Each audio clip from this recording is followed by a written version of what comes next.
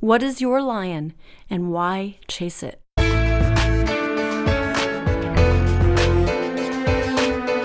Welcome to the Brand New Me podcast. I'm Frances. And I'm Pam. And we are two women passionate about helping others thrive in life, not just survive. In each episode, we're going to find creative ways to offer hope for your future through our own life experiences. So join us every week as we learn together that we really can be a brand new me.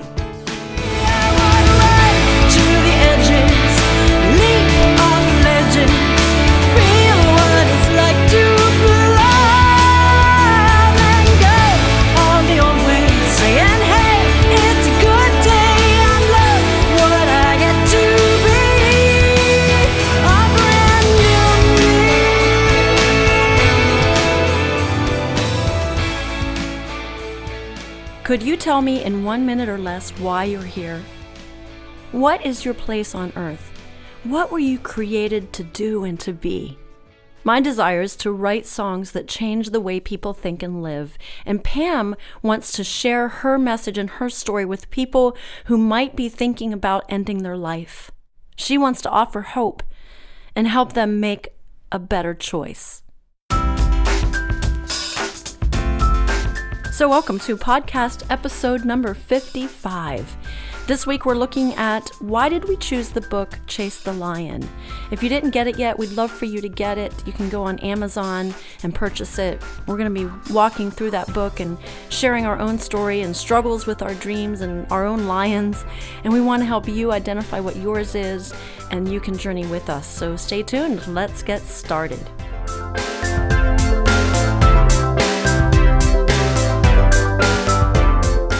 Pam and I were talking about our dreams before I hit record today, and why did we choose this book, Chase the Lion? Why is this important to us? And so today we want to just each personally share the impact this book has had on us. Hopefully you've purchased the book, but the subtitle of this book is If Your Dream Doesn't Scare You, It's Too Small. And we were talking that I think there's different sized dreams. There's, little dreams of like the vacation you want to take as a family, or go to Alaska. I want to go to Alaska with Tom and do a motorcycle trip sometime across the US. That's a dream, but I'd say it's a 5-pound dream. And then there's bigger dreams. I want to eventually live in Nashville. That's more than a 5-pound dream. Portraits of White, that's a 500-pound dream. It is a concert that I've had in my heart to use my gifts to bring hope over the holidays. And so we just felt like the impact of this book is incredible when it comes to pursuing your dreams, and we want to share it week by week, chapter by chapter. Hope you've bought it and are working your way through it with us. But in this book, he invites lion chasers everywhere to chase dreams so impossible that victory demands we face our fears, defy the odds, and hold tight to God. And the first time I read this book, I wrote my thoughts about it in the very front cover of the book, and I'd like to share that with you today. I wrote it September 2016, and I said, in the midst of a season of extreme anxiety and self-doubt while planning the third Portraits of White concert, this book arrived in the mail as a surprise gift. When I read the subtitle, which says, If Your Dream Doesn't Scare You, It's Too Small, I laughed, partly in anger and partly in sarcasm. My dream is so hard and so big that some days I just want to turn and run the other way. Who do I think I am? I question my motives, my abilities, my sanity, everything. I scorned the idea that we should call this thing, quote, a dream. I mean, shouldn't a dream be easy? Shouldn't everything just fall right into place? Shouldn't our motives be completely free of selfish ambition if it's really a good dream?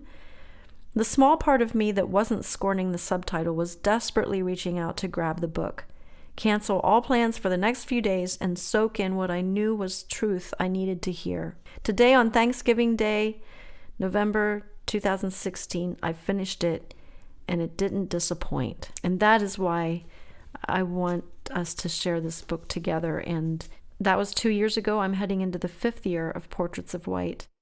Pam, tell us, why is this book important to you? The book meant a lot to me because I'm retired and I'm a grandmother, and I have a pretty easy life. And when I read the book, I thought, oh man, it made me question, do I really want to pursue? Do I really want to maybe live in discomfort when I could have all the comforts of retirement and just enjoying my family and not feel pressured really by anything?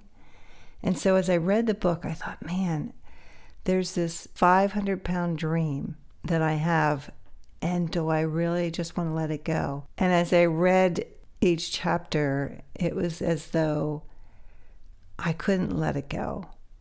I couldn't sit on a beach in Tahiti all the time, as much as I would like to, because of the passion within me. And sometimes you have this fear. Every dream, there's fear. And as you read the book, and we'll talk about that next week, the fear that this gentleman must have had when he had to face this lion. But you either have a fear or you have a comfort zone. And I kind of like my comfort zone. And it's sometimes hard for me to overcome that comfort zone. But I love this quote, and this was by Bruce Okerson in his book. It says that dreams are to help someone else. Comfort is to help yourself. And so we have to make our choices. Do we really want to help somebody else, or do we just want to relax, enjoy life, and just not worry about a thing? That's what encouraged me. And I'd like to encourage you to take hold of the thoughts in this book, to realize we have purpose. And I guess you really have to know that you have purpose. And we talked about that a few episodes ago, to find that purpose and then just let God lead you to where you need to be. Well, that's something to look up to about you, Pam, is that, yeah, you're at a different stage in life where you could just sit around and enjoy your grandkids. And I know that you do, and I think that you should. Because as we were talking earlier, many people who retire, they have spent their life investing in their family. They've worked hard in their jobs, and they're ready for a change. We want to be challenged, and we want to challenge you not to just cruise through life, even at the later years of your life. This could be the best time of your life. Now you have wisdom, you have courage, you have insight that you didn't have when you were 20, 30, 40, and even 50. And so, listeners, we'd like to help you identify what are your dreams, and then we're going to get into, next week, we're going to get into chapter 1. So if you've bought the book, be reading that chapter so you can be thinking with us, what is it like to pursue your dream? What is your 500-pound dream? What are you going to encounter when you go after your dream? We're going to close out this episode reading his Lion Chaser's manifesto in the front of his book. It's really good. Quit living as if the purpose of life is to arrive safely at death. Run to the roar. Set God-sized goals. Pursue God-given passions. Go after a dream that is destined to fail without divine intervention. Stop pointing out problems. Become part of the solution. Stop repeating the past. Start creating the future. Face your fears. Fight for your dreams. Grab opportunity by the mane and don't let go. Live like today is the first day and the last day of your life. Burn sinful bridges. Blaze new trails. Live for the applause of nail-scarred hands. Don't let what's wrong with you keep you from worshiping what's right with God. Dare to fail. Dare to be different. Quit holding out. Quit holding back. Quit running away. Chase the lion. Hi, this is Eric Copeland, president of Creative Soul Records in Nashville, Tennessee, and you're listening to the Brand New Me podcast with Francis and Pam. Here's a song by one of our artists. You can buy the whole song on iTunes.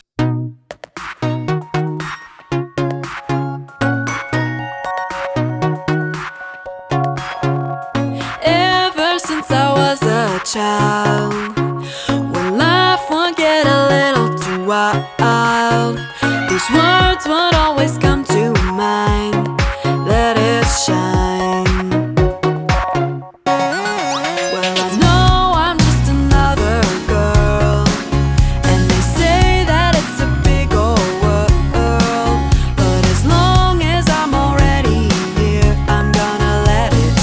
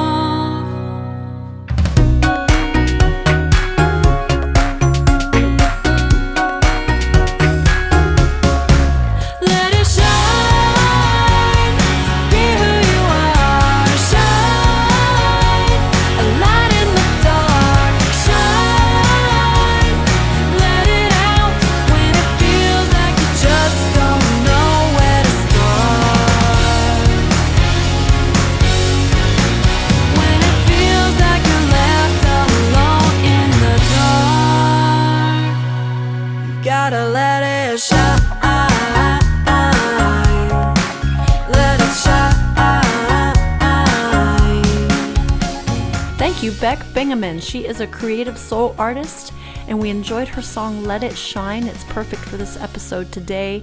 Find your dream and go after it and let it shine.